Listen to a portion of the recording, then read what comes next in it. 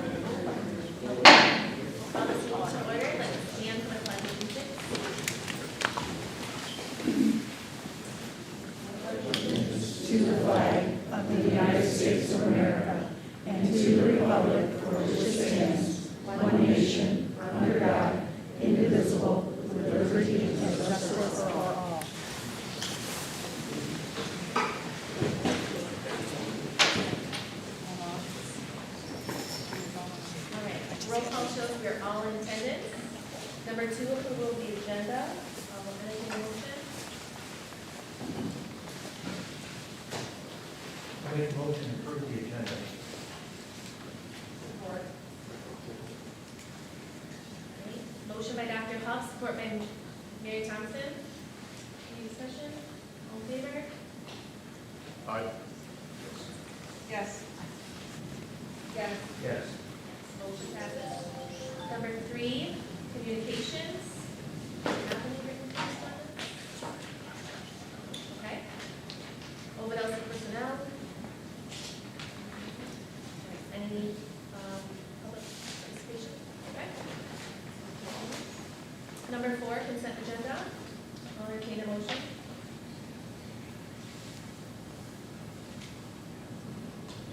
I make a motion to approve the consent agenda.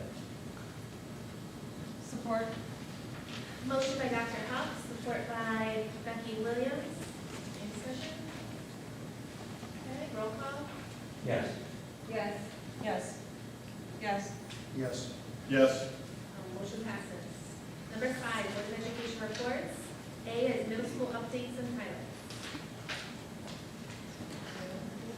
Sorry, didn't give you much. High school. Just kidding. I heard middle school. No. I don't have updates today, I'm just introducing the top 10 and then we'll talk about the class. Later, I'll come back up after the other presentations we have. Is this working? No?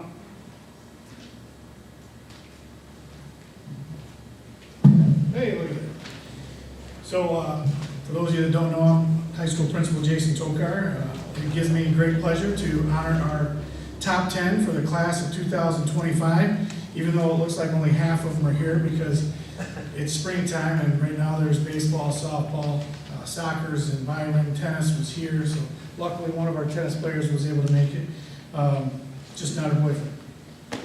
He had to been watching. But anyway, our top 10 this year, we normally announce at our board meeting our top honors. So I'll start with our top honors. These are summa cum laude students. We have Jake Bowen, Michaela Bayshore, Hannah Couts, Piper White, Trace Tokar, Abigail Tranflos, Grace Remenar, Ava Anderson, and Riley Clark. And our top 10 are Olivia Kuhn, Braden Grusbeck, Joe Bancroft, Nora Wilcox, Clayton Frucci, Javen Belil, Eliana Carmen, Clayton Powell, and our salutatorian is Catherine Thornton, and our valedictorian is Joe Zuniga. A little round of applause for our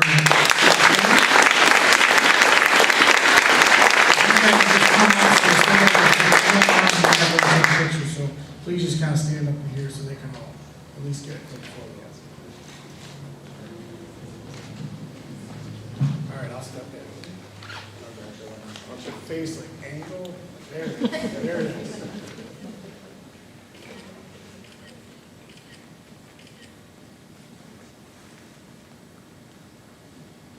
All right, congratulations.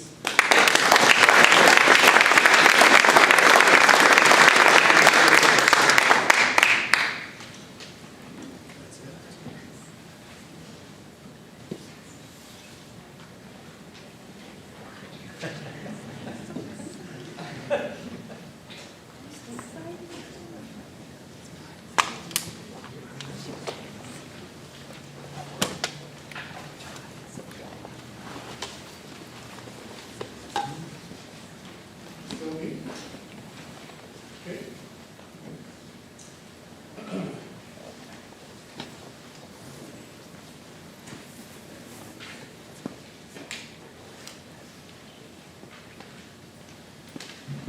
So this is just a quick update meeting on a potential class that we're looking at. We're not, I don't think we're making a motion on approving this class because we haven't finalized all the things that we'd like to do, but I just kind of wanted to make you guys aware of what we're trying to work towards. I presented about this a couple months back, I believe in February, on a freshman seminar class. So we have some community members that brought a program to us a few years back. We ran it for 5 years. We called it COM 130. It was part of the Dale Carnegie Principles. It's kind of morphed into the My Life program. And if you look on the back of the sheet that I just handed you, the My Life program is kind of the last section there. And so in our freshman seminar, we're looking to kind of kill 3 birds with 1 stone. The first is to cover the My Life program and focus on the characteristics in that, which are building greater self-confidence, strengthening people skills, enhancing communication skills, developing leadership skills, and reducing stress and improving your attitude. So through the My Life program, we would do that. And what we would do is we would have 2 classes going on at once, and then at the 9-week mark, they kind of call it a skinning. If you had block scheduling, it's kind of half the semester. At the 9-week mark, they would switch teachers. The classes would stay the same. And the other class, so one would be in My Life, the other class would be taking the personal finance and going through some additional things with,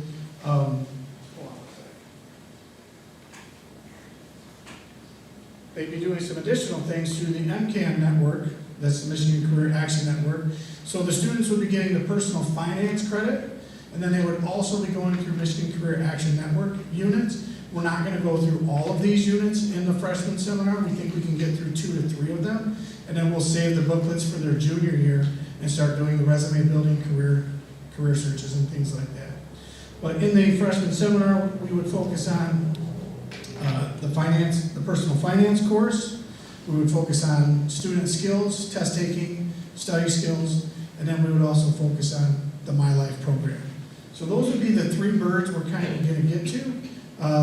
2 of the birds would be done by our teacher in-house, and then the My Life program, we're still working out with Dr. Petrolia on how that's going to be presented, whether it's we hire the program that we've had in the past to present that to our students, or if we get one of our own teachers to try to teach the principles in that. And it could be a hybrid of that. We just haven't worked out all the finer details with the Ralph Nichols group, who we run the My Life program through. So again, this is just an update. It's just kind of like, this is where we're at in the process. These are the things that are going to be covered. And if you have any questions about this, feel free to reach out to me or Dr. Petrolia between now and the next board meeting. We're hoping to no later than June, kind of make sure we know this is going to get approved. You would approve this typically in the May board meeting, we'll present the curriculum guide, and at that time, this would either be in there or it won't. And if it's in there, it would be one of the cheat sheet changes that I present to you and say, hey, this is a new course, this is one of the things that we'd like to do next year, and that you'd either approve it or you wouldn't at that time. But we haven't, like I said, we haven't really ironed out all the finer details of the finances or the teaching component of it on the My Life program side.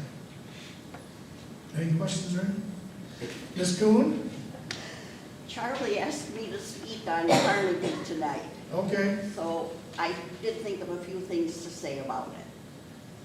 You want to? Do I let you guys? I'm at your mercy. If you want me. Yes, that's fine. Georgiana, you want to come up here? Sure. Or you can do it from there. You got a teacher voice. It's up to you. Not in front of adults, just in front of sixth graders.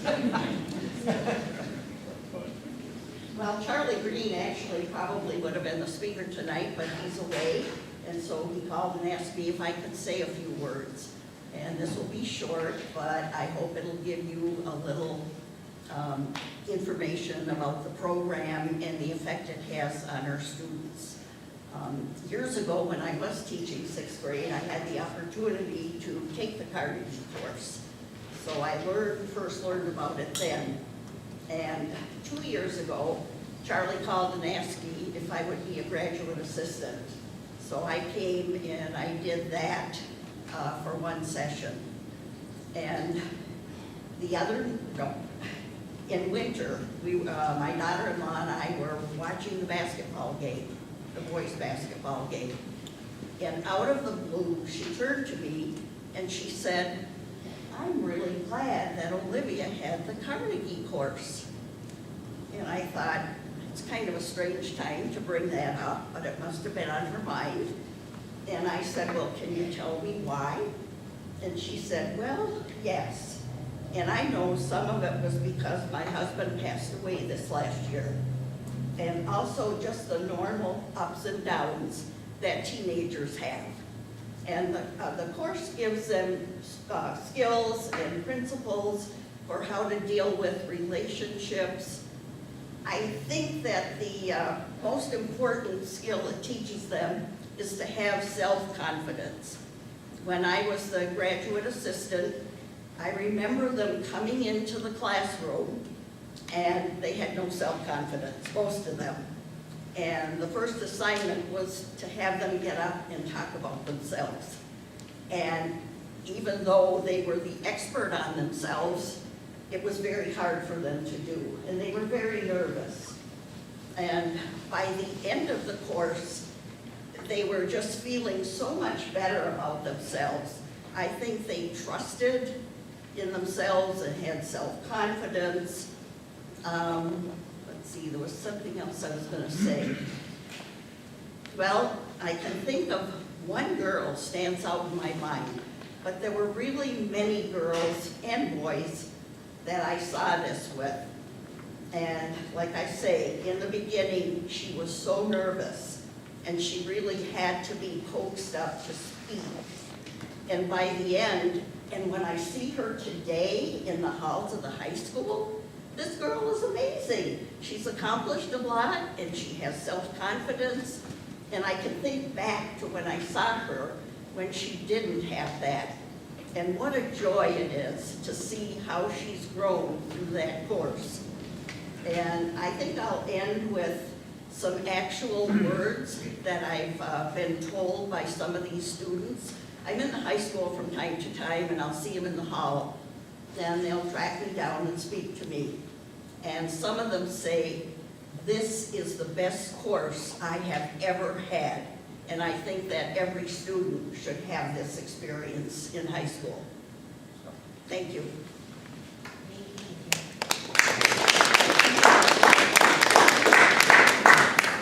Any other questions for you guys? If you have any, feel free to reach out. If you want to go through the MCAM booklet, we have it in student services, and I can make arrangements to get them to Dr. Victoria so you guys can go through the booklets and see what we'll cover. Like I said, we're not covering everything in there. We're going to cover some of it different years, but MCAM booklet is free through the Michigan Career Action Network, and it's just a tool for us to kind of guide our students through picking a career or a college of their choice.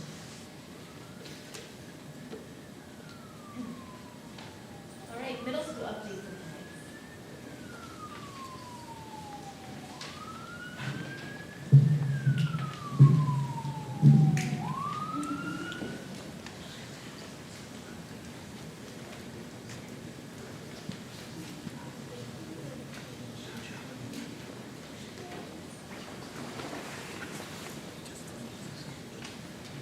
I do have a presentation just kind of guide my thoughts as I stand up here. Starting off with student recognition, we try to recognize students on a regular basis with some specific traits. This first one is Students of the Month. Students of the Month is for academic rewards, so students that are either showed improvement in effort, doing really well in class, something academic related. 2 students per grade chosen by the teachers every month. We put those in newsletters. They get on the live stream and then also in the lobby announcements. So that's Students of the Month. And then we also recognize, Marauder of the Month, and that's for the PBIS. Be respectful, be responsible, and be your best role models to their peers. We pick 2 of those per grade level, and they get announced the same way. Students don't know this yet because we don't do it intermittently throughout the year. We recognize student honor roll at the end of the year, but if you look at our first quarter and second quarter grades, 24% of our student population are currently on track for all A honor roll, and 23% are on track for AB honor roll. So we add those 2 together, 47% of our student body are on track for some type of honor roll at the end of the year. That'll be recognized at grade level meetings. We do those during the year. The last 2 or 3 days of school, there's 7th grade awards, 8th grade awards, and we do those during the day. The parents are welcome to attend if they want. Recognitions for PBIS. Amber Foster is the lead on that. We have a school-wide team, but she organizes those. Students, if they're caught doing something positive, something for others, something selfless, they get a blue ticket, and then they put those in the office. If you receive 1 blue ticket per month, you get the reward, which is different every time. Sometimes it's a fidget, sometimes it's an ice cream sandwich, just different things throughout every month. Then we also have grade level rewards that happen at the end of every quarter. The grade level teachers come up with what the criteria is for those, whether it's all passing classes, referrals to the office, that type of thing, and then the students get some type of reward organized by the teachers. They also do raffles for larger rewards. Sometimes those are going to a movie at the end of the month, taking a friend, extra gym time, whatever they choose. Once a month, we also recognize staff members on site, and those are recommended either by students or by staff, and we do 1 or 2 of those every month as well. Those are the teachers that have been recognized so far this year. At the beginning of the year, community grant funds, we had 6 teachers earn grant funds, and that could be for extracurriculars that the supply money didn't pay for, or 3D printer or that type of thing. I would highlight Jenna Collins received a grant to create a needs closet. So in the middle school, one of our side rooms has a needs closet to provide students with hygiene products, clothes, that type of thing. Students can either go in on their own time during school, or if they feel self-conscious about that, there is an online form that they fill out. And then Mrs. Collins, who's now on maternity leave, would get that to the student in a very confidential way. So students can receive items they need. The middle school is using a portion of grant funds that the high school is using for summer school and grant credit recovery. The elementary schools use it for summer school. We chose to use it for supplying a reading intervention class, both first and second semester. We identified students through benchmark testing, NWEA, teacher recommendations that just point where we wanted them to be with regards to reading comprehension and reading fluency. And so in small groups, the classes are 8 to 10, so they can really focus on building some reading skills. We think that's extremely important to their future. There's a very specific rewards. It's actually the name of the program, so it's not just a reward we're giving the kids. That's the name of the reading program that we're using. And again, they do that every day. That is for all 6th, 7th, and 8th graders that we identified through those means. And I just included some pictures of students in action because listening to me isn't as fun as seeing kids' pictures of them doing things that they love to do. So there's some pictures in there of sports, classroom work.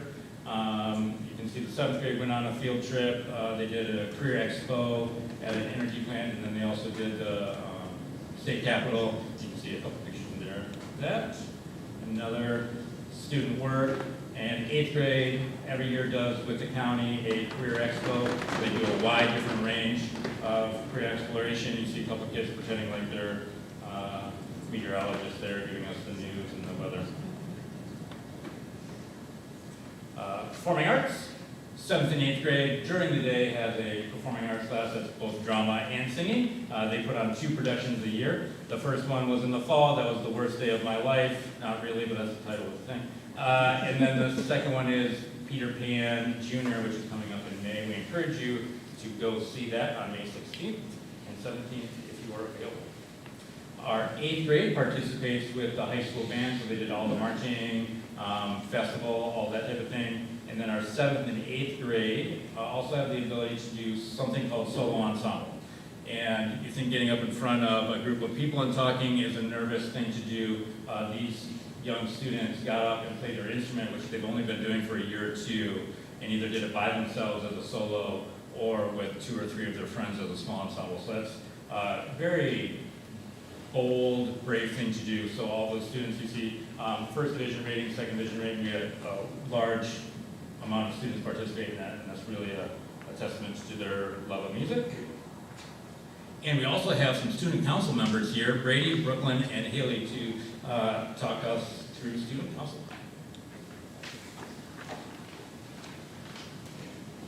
I'll click through for you, so don't worry about it.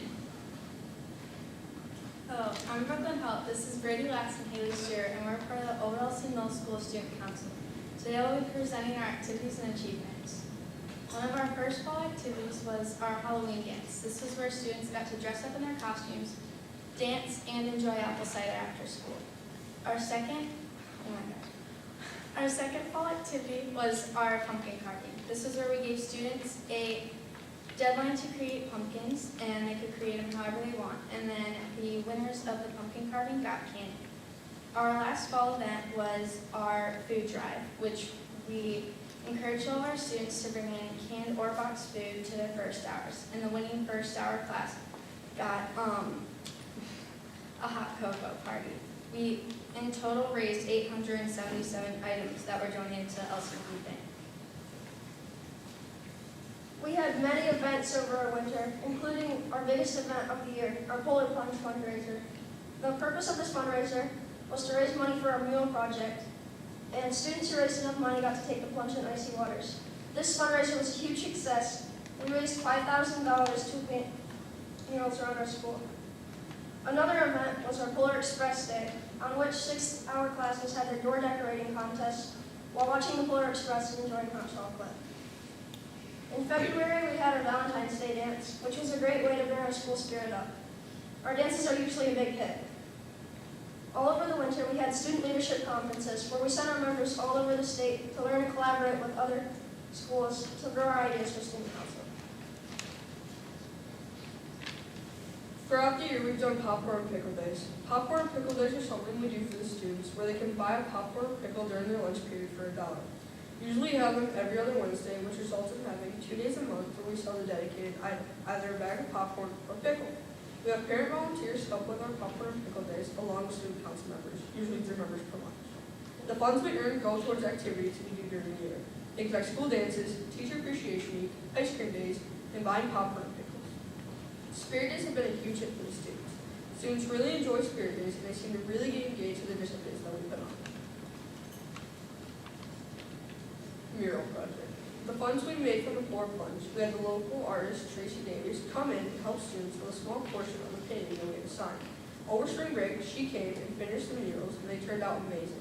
Back in January, students had the opportunity to turn in a design for the walls, which were incorporated into the murals. Teacher appreciation. For our Teacher Appreciation Week, we're having a dodgeball tournament where students put together their team and bat opens the teachers. All the funds will be going towards the things for the teachers, like a breakfast or fun gift. This year, it'll be based around a casino. The end of the year celebration. At the end of the year, student council hosts an event, somewhat similar to a field day. We call this the end of the year celebration. In the past, we've done snow cones, dunk tanks, cornhole, kickball, inflatables, fun games, and more. We had the student body vote on what they wanted to do for activities, so we will have an idea of what's set up. Thank you for listening.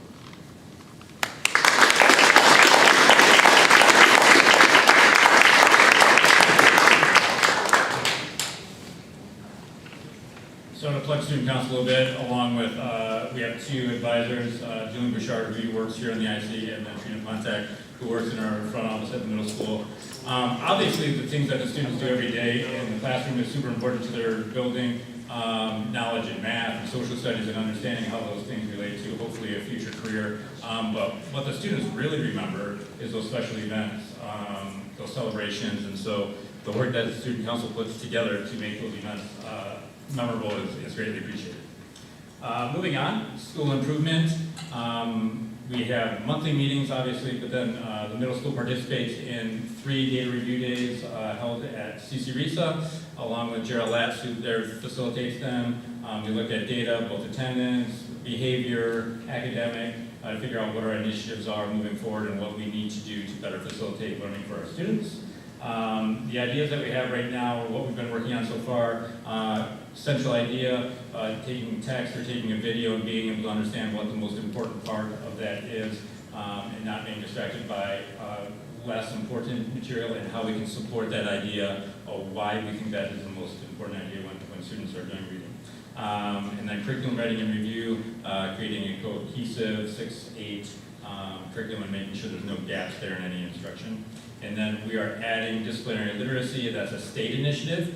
Disciplinary literacy is unique to every subject area. How does a scientist read, write, and communicate? How does a mathematician read, write, and communicate? And those are different techniques, different strategies, and different requirements. So making sure that we're preparing students to talk like mathematicians, talk like scientists, and be able to communicate those skills accordingly. This year, we're also participating, we have a team participating in behavior intensive group that's looking at tier 3 behaviors. If you know the PBS model, the students that require the most supports with regards to making better choices and intervening those behaviors. So we have a team that's doing that. We have another day tomorrow, actually. And communication, there's a quick snapshot of all the ways that we communicate at the middle school. Grade level teams send out a weekly email of what's going on in all of the classes that week, but one email. I think that's a great balance. If you were to receive as a parent 7 emails from all your teachers every Sunday about what's going on that week, it's very overwhelming. So the teachers collaborate and make sure that it's coming out once. I send out a newsletter monthly. Students get attendance letters. If a student is unfortunately not doing their full weight, they do get, parents are notified weekly of any failures, and then students receive those missing assignments along with those failure letters. The parents receive the letters, the students receive the missing assignments. List of all the sports and activities that we provide. And then to highlight a few, the chess club went to the state tournament. We had one student who sits on the 3rd chair. It's kind of like tennis in your orientation. He won 3 matches and tied 1, so he walked away with the weekend with a bronze medal. Science Olympiad, Mr. Wertz was there. We had several students. How many students do we have participate? I think we had 13 this year. 13. They do a wide variety of things. They have to have a task of shooting, was it a marshmallow? Yes. See how far they can shoot a marshmallow.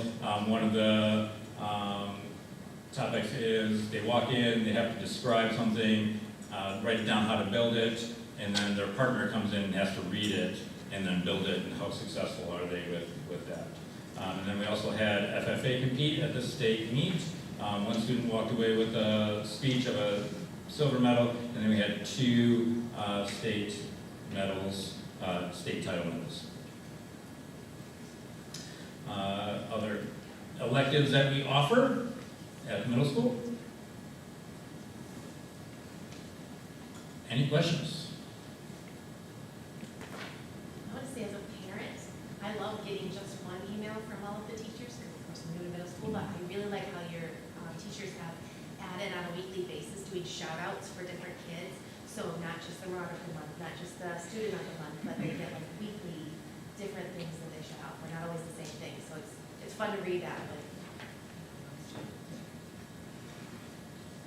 Any other questions? Thank you for your time.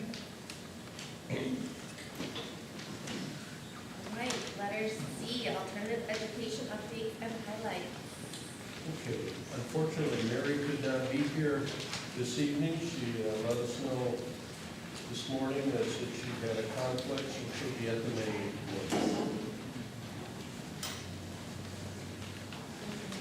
All right, D, building and grounds update. Mr. Staley?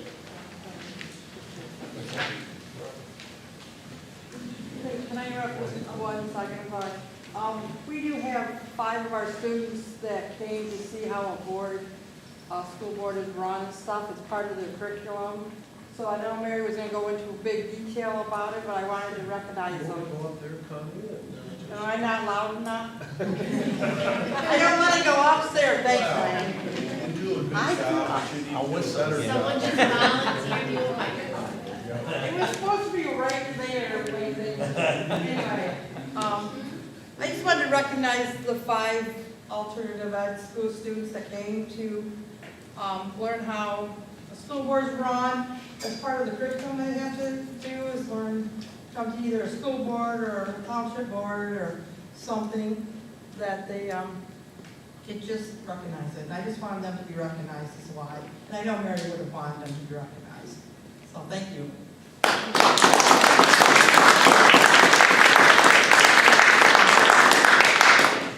you for being here. All right, now Mr. Staley.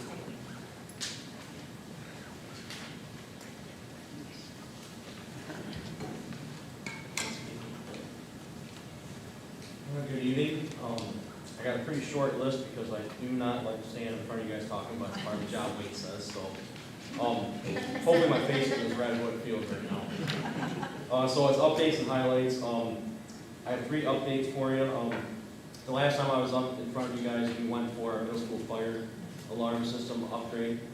We got state approval with our prints and all that, so right now what we're doing is going through and gathering all of our devices, our pull stations, warning strobes, and all that stuff. So as soon as it schools out, we have all the equipment right here, we can start the project and get it done. The state has issued the Filter First Act for all of our drinking water. So I'm in the process of this summer, all of our drinking fountains will be filtered water with at least 1 bottle fill and a filtered bubbler throughout the entire district. That will be the guidelines.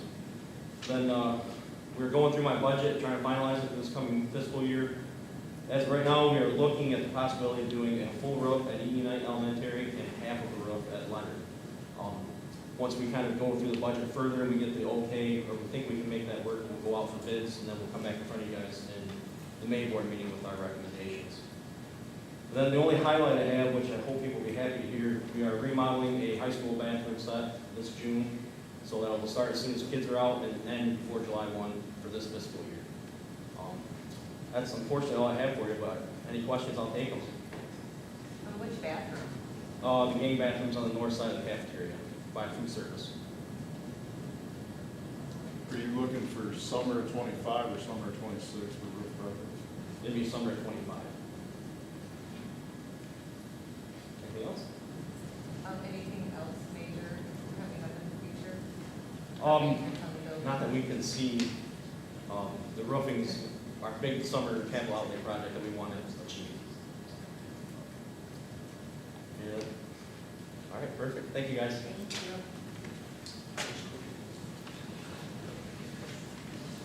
Superintendent report.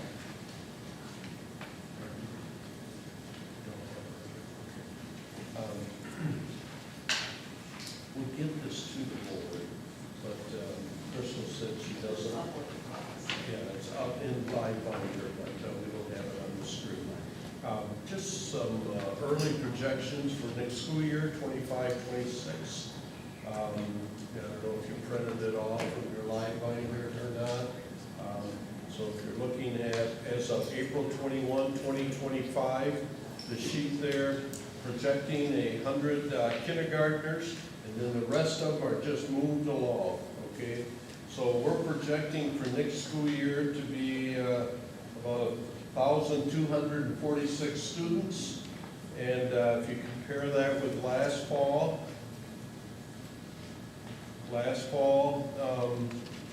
we had a count that's about 26 students down from last fall. I really project that's a worst-case scenario, all right? But I'd rather go into a worst-case scenario and then find out it was even worse, all right? But that's about $250,000 less revenue for those students. Also, in the live binder, it showed you the projection for the next several years.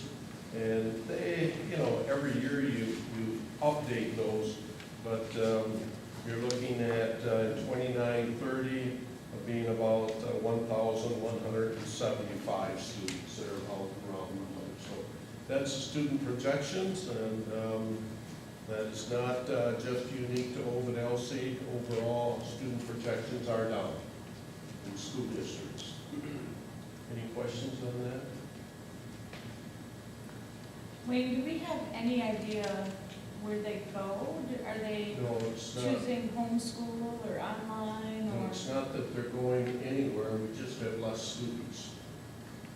We have less kindergartners that are coming in, so there's just less students. They're not going somewhere, we're not losing these students, there's just less students. All right. I mean, I do see in the grade levels, there's like a -1, -2 in some of them. If you look at it, some of our largest classes, they're just graduating. Our larger classes are graduating, having less students coming in as kindergarten. If you look at our largest class presently, we have a couple of them over 100. If you look at for next year, our 8th graders, 116. Our 4th graders, 119. But most of the other students are most of the other classes are well below 100 students, okay? And that's just a matter of the number of students that are living in the Ovid-Elsie school district. Wayne? I personally, know about 30 kids that are within our district that are being homeschooled or private school. How do we attract them back? I think that's a discussion, it'd be an interesting discussion. To answer it right now, I think it's many facets, okay? Some people believe in their homeschooling, and that is something they're gonna stay as, okay? But to answer that right at this moment, I think that would be a discussion for the future. Wayne, can I ask a question? We asked the homeschool families that what would attract them? I have. And what would they say? I don't know they basically said that they feel like their kids at school, because of the disruptions in the classroom with behavioral problems, are the issues that they're taking their kids up. That's the number one reason at a younger, their elementary, kindergarten. And we have certain parents that when their student becomes more like a junior high or middle school and high school, then they send their child. Do you get the numbers of the homeschool people in our district? I do not have the You don't get that numbers. data? I'm just curious. There was a time that homeschool children by parents needed to register. Okay, my understanding that is not required any longer. So when it was required to be registered, then you could have that accurate number. So there's no way to follow if that is the Yeah. increased number that. I don't know how many years ago, but that was discontinued. The state no longer required it. Anything else?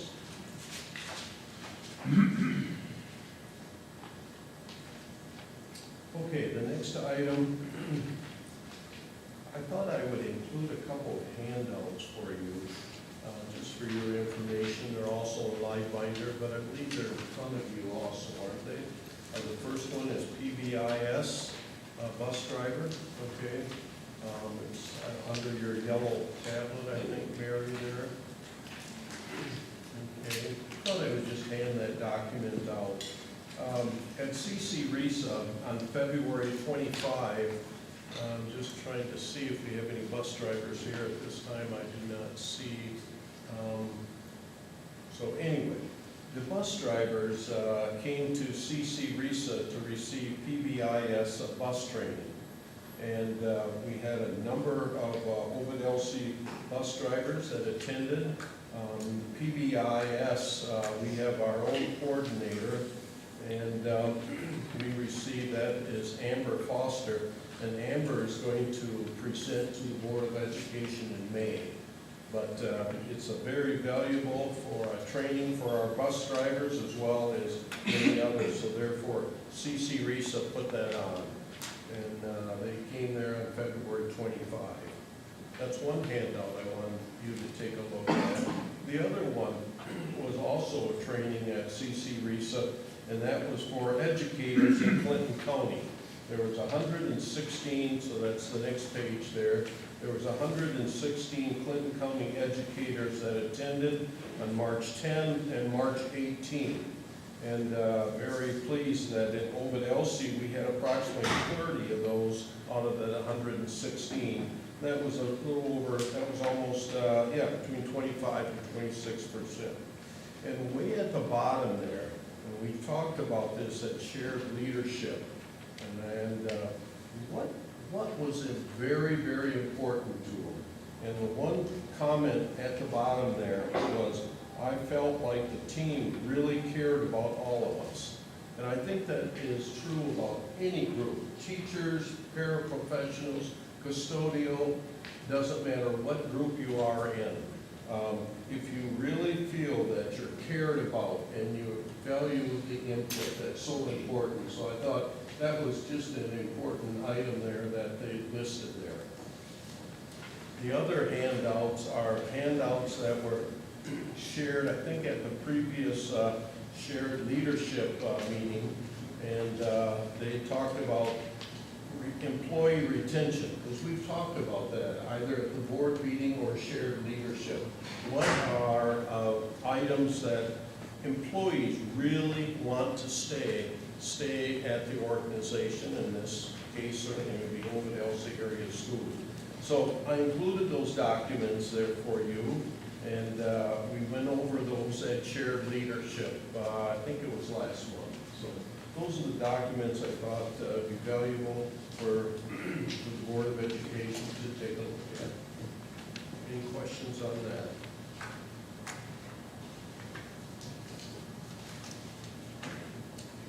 The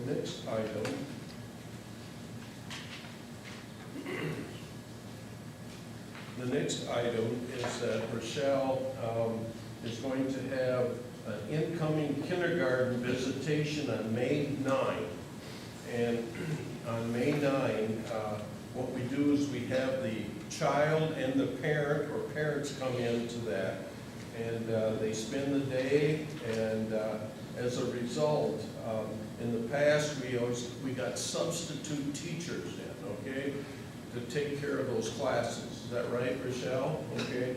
And that is a very difficult thing to get substitute teachers and make it a valuable experience. So this year, and I know other school districts do it too. Sometimes certain school districts have one or two, Brooke, I think Langsburg has that. So we're going to have one day. So I just wanted to give you a heads up that Rochelle's going to send out a letter to the upcoming kindergarten parents that the visitation is on May 9, and that day, those students, kindergarten, will not have classes for that day. So that's just for your information. And lastly, we have one teacher that has completed their probationary teacher term here, and I just want to say that just changed, okay? The state of Michigan, it took you 5 years of probation before you get tenure, okay? That has changed, okay? And that changed, and that is effective April 12th, so just a little bit ago. And they get their tenure, or they complete their probationary period on the anniversary date that they were hired, all right? And we hire teachers throughout the year at times. Mostly we say, oh, at the beginning of the school year, but that doesn't always take place. So I just wanted to tell you that Jennifer Roberts, she is a teacher at EE Knight, a special ed teacher. She completed her probationary period of 4 years, and she completed that on April 12th, with a new law went in on April 2. So anything April 2 or after, then they get tenure after 4 years. Now, if they have tenure in the state of Michigan, then it's 2 years, okay? But in this case, Jennifer did not. Jennifer has been a teacher for Ovid-Elsie, and her 4th year is completed on April 12th. I just wanted to bring you an update on that. Okay, we'll have more as the school year goes on. Sometimes in the past, the boards would say, don't we have to take action on that? And the answer is no, okay? That is a law that as long as they've had effective evaluations during that time, they receive tenure on those particular dates. And that's all for the report. Thank you. Okay, number 6, we have no old business. Number 7, new business. We have our first reading of the old policies and bylaws. Yes, this packet that is included here is a total of 16 board policies or bylaws. There's one bylaw, 15 policies, okay? Of that, 2 policies are being rescinded, 13 are being revised, and 1 being revised is a bylaw. So there's no new bylaws or policies. They're all being revised, or as I said, 2 of them are being rescinded. So any questions on those? This is the first reading. Please review. And if you have any questions, I'll try to answer them at this time. How they have come this far. Neola policy, they go over them with Crystal and myself. Then I talked with our certain administrators that pertain to them. We review them, and now we bring them to the Board of Education, and it's your turn to review them. So that's kind of the process. That was my question. Is this recommendations from Neola to change? It's a recommendation from Neola. Any edits that we thought needed to be done, and like the wellness policy is one of them, okay? Then that goes back to Neola to make sure it coincides with, their organization and template. So it starts out with Neola, then we review it internally here, and then if there's any changes from Neola, then we have to bring it back. Now everything is clear, so now it comes to you. Okay. It's a process. It takes 2 to 3 months, just to get everything done. And the new or revised policies, normally it's twice a year, kind of in the spring of the year and then kind of later fall. Anybody have any other questions?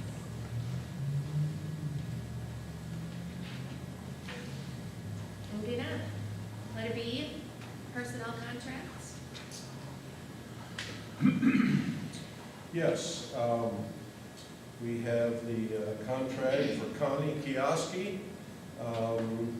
This process started with the new position being approved, and then we posted it.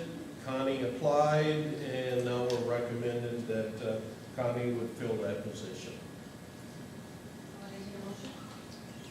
I move that the Board of Education extend the contract through June 4th, 2025 to Connie Kioski as part-time, 5 hours per day paraprofessional, the alternative high school, effective April 21st, 2025.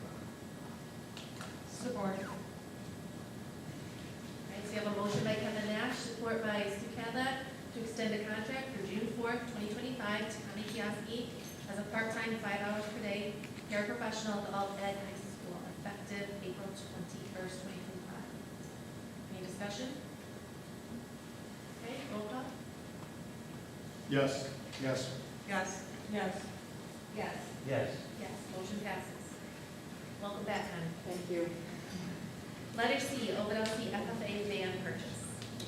Okay, let me give you a little background. Tracy Hoffman, our FFA teacher at the high school for the FFA program, we have a grant, Ovid-Elsie, to purchase a van, okay? It's a certain amount of dollars. It's not enough to purchase a brand new one, all right? Vans are, as you know, pretty expensive, all right? And we do have sufficient funds for a good used one, okay? I say good, not a rusted out one or anything like that. So that comes through some funds that go through the CC RISA Career Education Program, and the grant section is 61S funds. That has to be spent, I believe, by October of 2025. We've been looking around for them and so forth like that. Our bus garage, Billy Eller, specifically, has his eye on a few different pretty good-looking vans, all right? And but we would need for the Board of Education at least to allow us to put a bid on those vans. So that's what we're doing this evening. We've got the funds, and I'm not stating exactly the funds because then it's in public, all right? But Billy and certainly I and Tracy, we know in the business department, know how much money we can spend up to. That's sort of really what it is. So as I said, I'm looking for the Board of Education to approve for us to put a bid in for that. And then once it's successful, then we'll bring that to the next board meeting, which would be in May, that, hey, we purchased this particular van or SUV.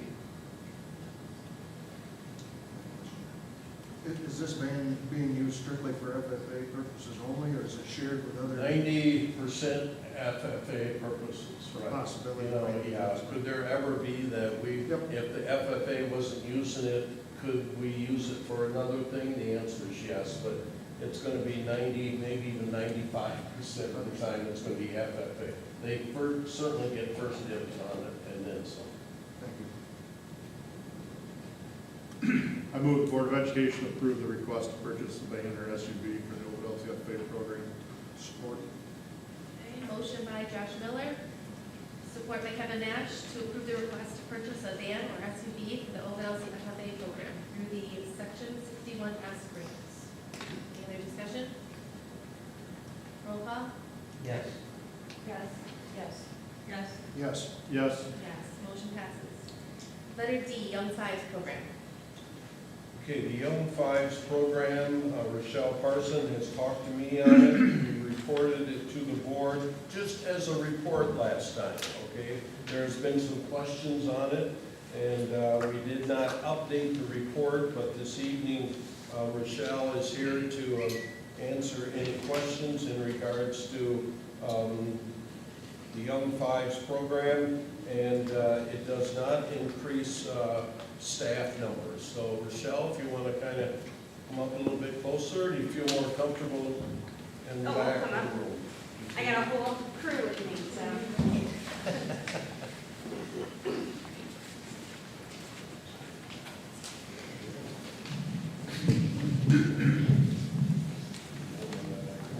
Okay, so when I talked probably last month, I mentioned that this is something we've been doing all year. Like, it wasn't just a whimsical thing that we did. We've been working with CC RISA. We've done everything that they've asked us to do to make sure that we're ready for this program. And again, this is not a new program. I didn't create this or invent it. Young Fives is something that every school in our county has except for us. And again, so we've been working closely with the county and to make sure that we're doing it the correct way, and we're very supportive. So it's been brought to our attention, and as we've been working together, we just wanted to make sure these guys are the experts. They're the one in the trenches. They're the ones with the kids, so they know best. So I thought I'd let them answer some of the questions too that you guys had or that were passed along to me about our proposed Young Fives program. So Katie's going to start us off with kind of the history of our OE kindergarten. Hello, I'm Katie Beretta. I currently teach the Pre-First program. I was hired into Ovid-Elsie in 2006, so from my last 19 years experience, here is what has happened with the evolution of kindergarten here at Ovid-Elsie. From 2006 to 2007, we ran a half-day kindergarten program. In about 2008. In 2008, we saw a need to switch to all-day, everyday kindergarten to ensure that all students were getting what they needed at school. In 2008, we worked together with the administration and the board approved all-day, everyday kindergarten. During that time, during the half-day program, we ran actually a 2-year program for our youngest learners for our June through November birthdays. They would complete usually the kindergarten program in 2 years during that time. When we started all-day kindergarten in 2008, we ran all-day, every day from 2008 to 2014, and we still were running with that 2-year model. Our problem was the kids that were completing the second year weren't getting anything different than they were the first year. How were we going to solve that? So in 2014, we made up another proposal to change and group all of our second-year kindergartners together, which we then called the Pre-First program. This allowed us to differentiate the curriculum and give them something different than they were getting in their first year of kindergarten. So since 2014, we have been running all day, every day for all incoming kindergartners and our Pre-First program with just one section of Pre-First every year. So that is our history till now.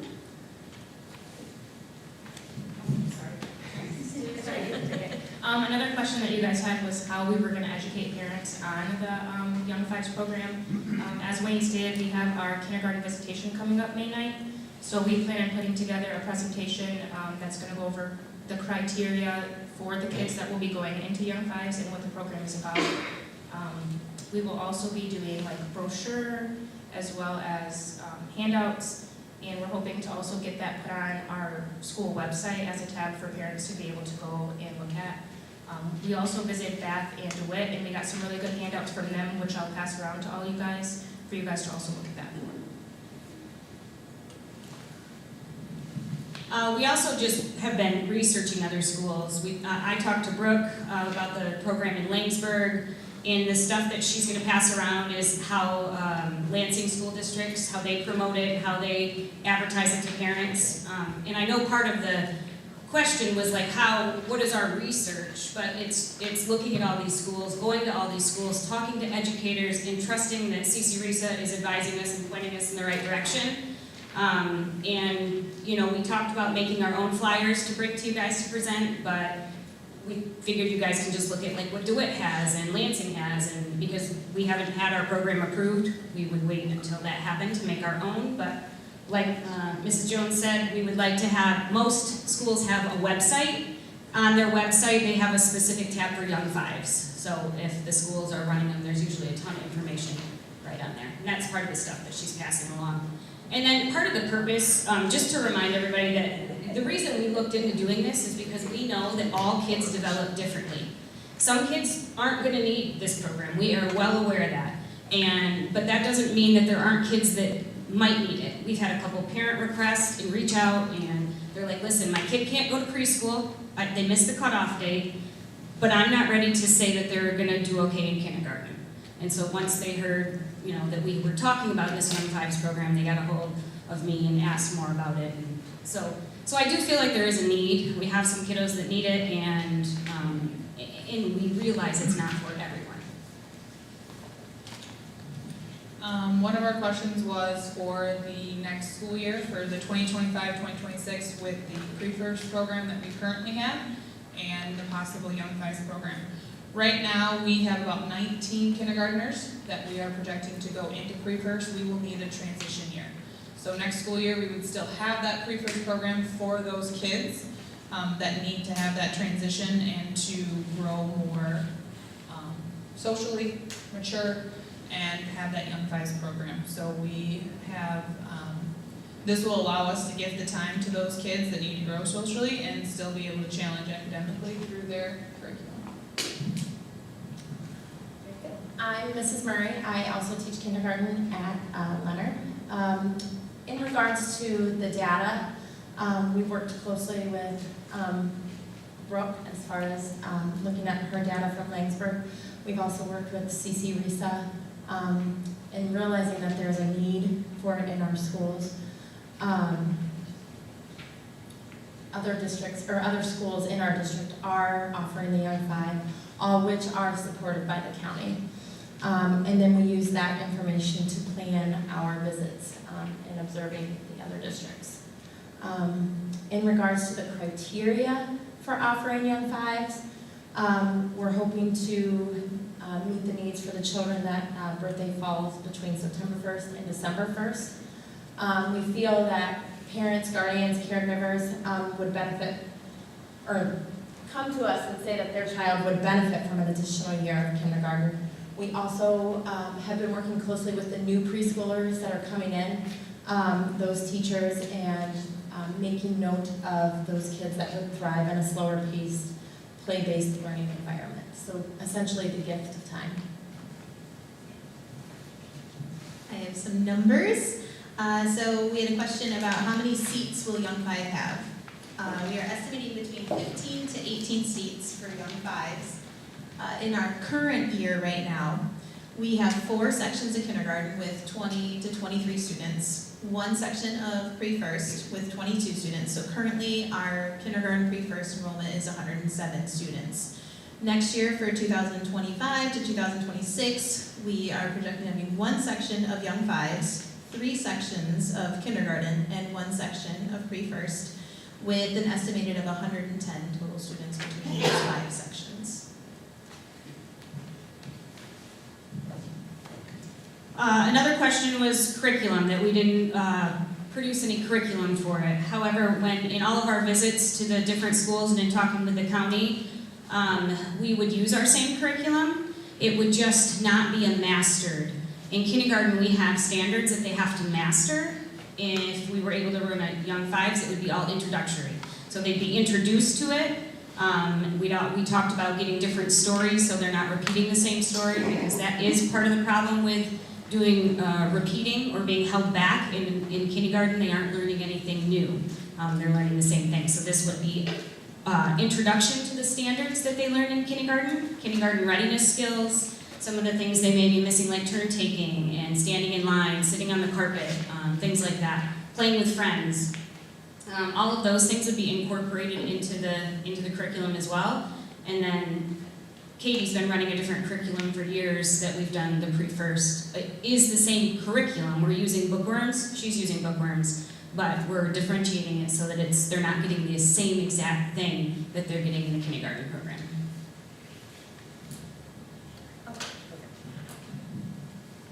I know one of the big questions is, are we putting the students first in this? And we truly feel that we are. We're making a decision based upon their individual needs. So we feel that absolutely this is putting our students first. How much time is spent with the children before a recommendation is made? We actually just last week went to all the preschool classrooms and we did observations and we talked to those teachers.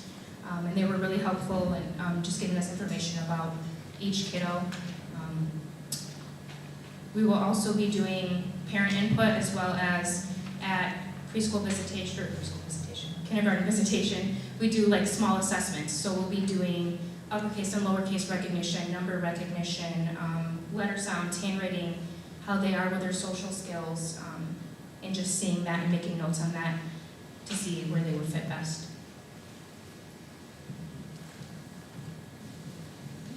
So just to be clear, it's not an evaluation process. It's a communication between preschool teachers, the caregivers, observations that we've made, and there would be 15 to 18 slots and they would be offered to kids, but we would sit down with those parents, unless they were requests and parents are like adamant about being in there. So I just wanted to make sure that we brought that up, that it is in collaboration with the parent. We aren't going to force somebody to do it, but we do have a need, and some of those parents have been reaching out about wanting to be in there.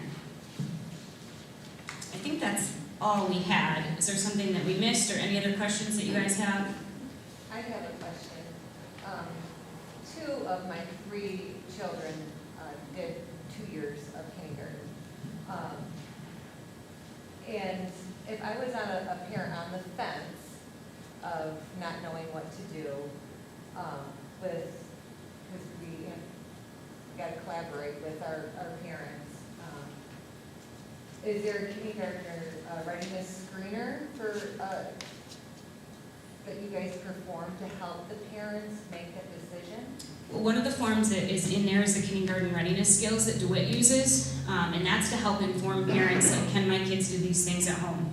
One of the things that these ladies hand out at visitation is a checklist, a kindergarten readiness checklist of things that they should be able to do prior to coming into kindergarten. So that might help a parent be like, wow, my kid can only do about 3 of these, perhaps they're not quite ready for kindergarten. And that's where then the conversation comes in. As far as a screener, I mean, these ladies, like she said, take them, they do like uppercase, lowercase, some of the readiness skills, but we don't have enough time with each of them to possibly do all of it.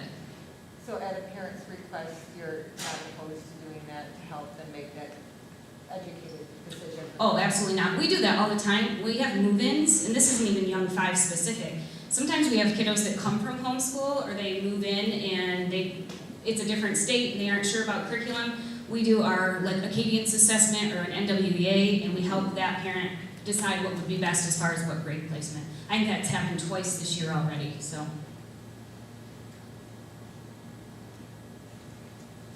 I see, maybe this is more of an observation than a question, but I see schools around us already promoting the kindergarten roundup and, get enrolled in our school district. So we should start that pretty soon. We already have. We already have 80 kids signed up. Like, Yeah. Like, are we doing it in the newspaper, on social media? Yep, newspaper, social media, Facebook. Yeah, that's how everybody saw it was there's a link on Facebook. Yeah. So we've got about 80 signed up right now. Okay, awesome. Yeah. And I think anytime we roll out something new, hopefully like this, telling the story about how this benefits, and I guess as a parent, and it's been a long time since I've had kids in lower elementary, but I think, don't take it for granted that the parents understand what their options are.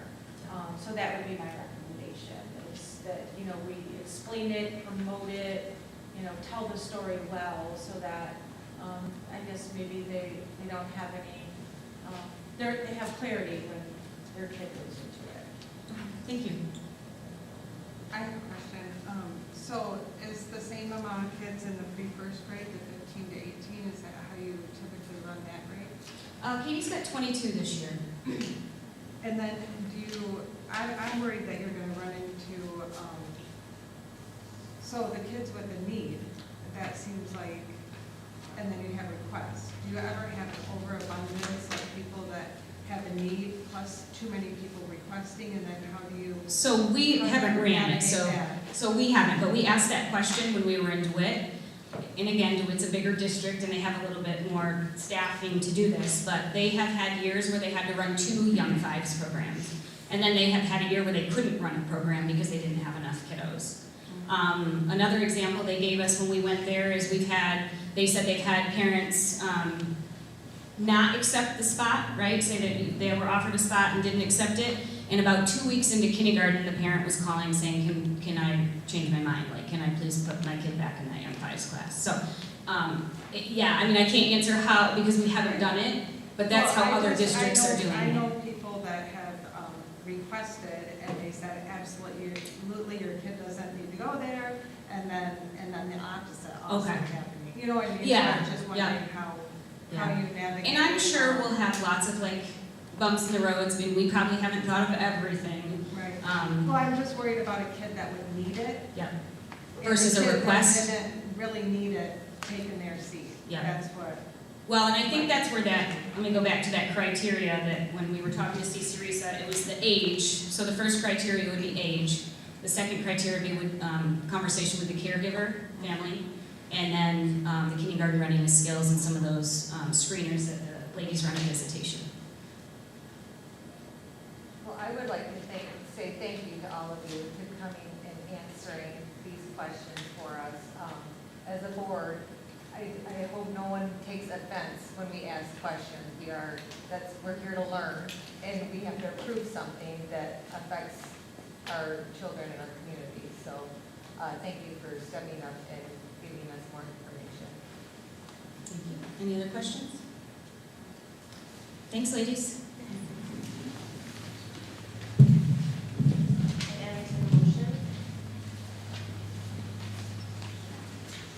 I make a motion the Board of Education approve the proposed Ovid-Elsie Area Schools Young Fives program for the 25-26 school year. Support. Motion by Sue Kavak, support by Kevin Nash, to approve the proposed OP Area Schools Young Fives program for the 2025-26 school year. Any further discussion? Roll call vote? Yes. Yes. Yes. Yes. Yes. Yes. Yes. Letter E, retirement. We have one retirement, Ginger Kushner, so the letter in your packet there.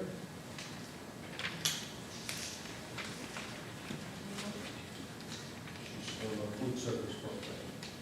I move the Board of Education accept the retirement of Ginger Kushner as head cook at the high school with regret, effective July 31st, 2025. Support. Motion by Becky Williams, support by Kevin Nash, to accept the retirement of Ginger Kushner as head cook at the high school, effective July 31st, 2025. Discussion? Do you know how long she's been here? 26 months. right around, she talked to me last week, and I can't remember exactly, but it is in excess of 20 years. She started out part-time, so she was trying to add it up herself, you know, but in excess of 20. Roll call? Yes. Yes. Yes. Yes. Yes. Right. Yes. Motion passed. Do we have any additional public participation that's come in? No? Okay. Other matters which will properly come before the board? Hearing from board members?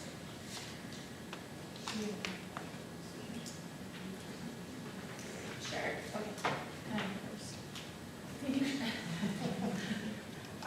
So I just want to share that on Good Friday, I was able to go to EE night and do the career exploration day for the students there.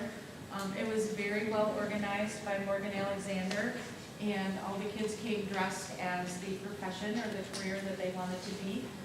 So there were farmers, there were teachers, there were policemen, there were hairdressers. It was really cute. Morgan did a very good job.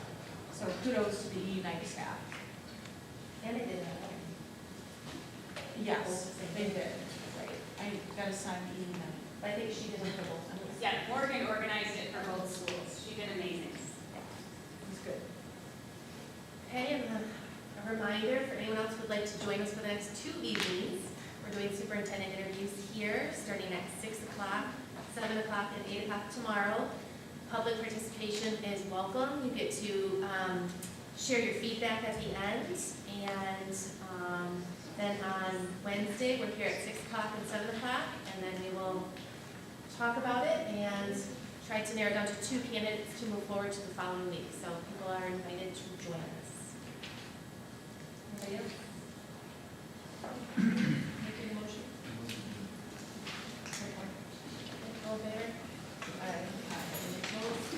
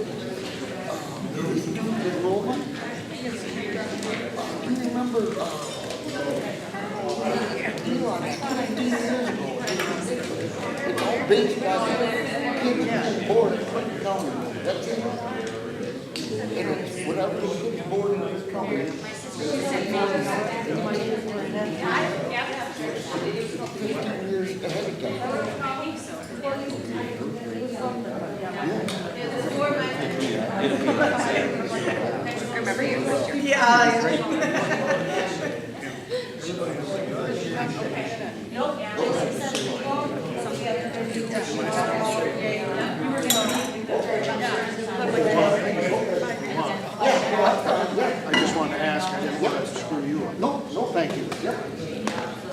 Team, see you later.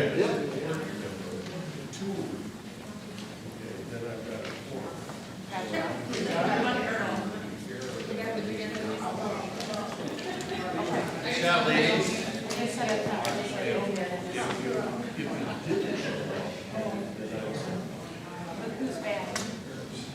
That's it.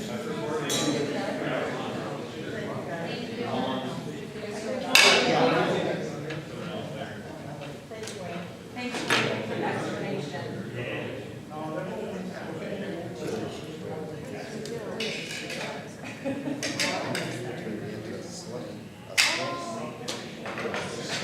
Yeah. See, look at this much snow.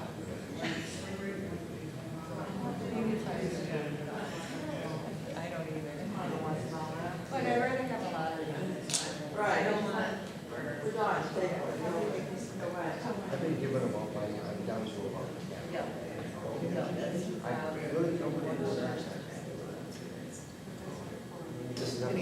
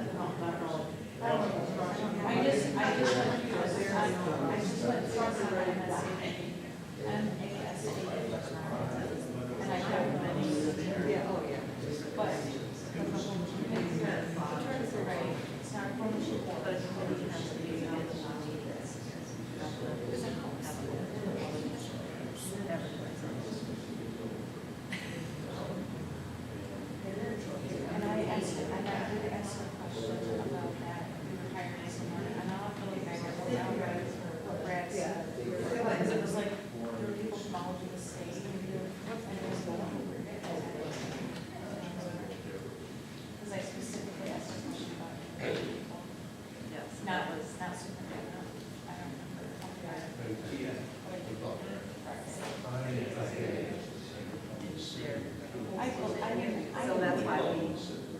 But the problem with that, I mean, you don't ask the candidate's name, right? Because a lot of them request identity. I did not, or business manager, I'm just wondering. Right. Yes, because if you read their cover letter, like a lot of them are. Bye. Bye. We're leaving everyone else, so. Oh, for you. Hey, I didn't open my water. You can just leave it there.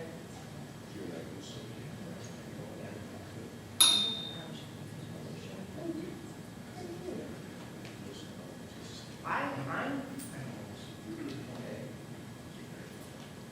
Yeah, I think he's gonna break down of the county about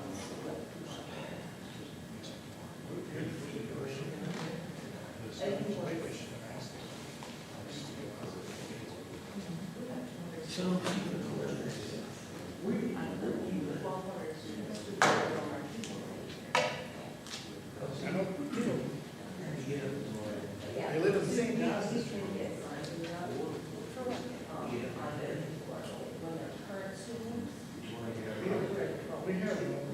We track that.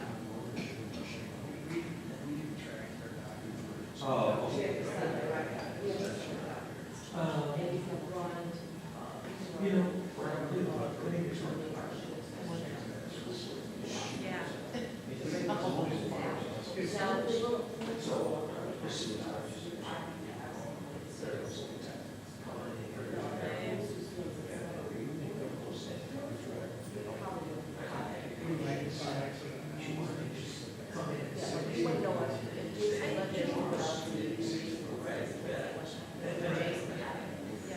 I think it would be great to try to make that push, like in middle school, kind of back over school, because I just feel like they miss so much.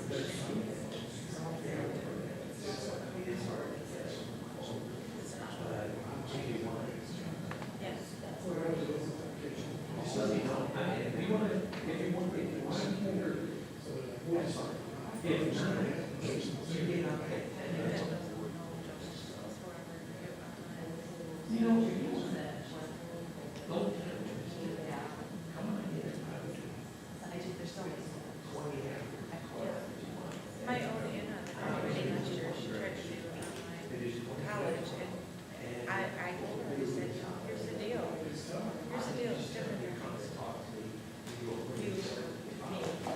we have money, and they don't, whether you show up online or not, it's different than high school. You have to be accountable for yourself.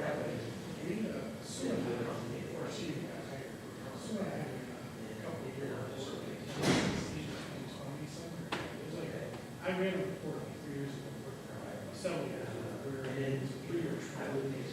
And that trend actually was so isolated. We were getting most of our kids from the hospital. That was our second biggest one was St. John's. And our biggest loser was out of state. That was in 2016 and 18. Our biggest losers of, we were losing kids that were, the middle girl went to Oklahoma. People were just leaving. But we had the whole district down there, and it was pretty even though. Like, we would lose 22 kids and we would gain 23. We're still gaining 1 or 2 a week after spring break. I got We 40 said 2 kids. new ones were, it's family oriented, like a great example of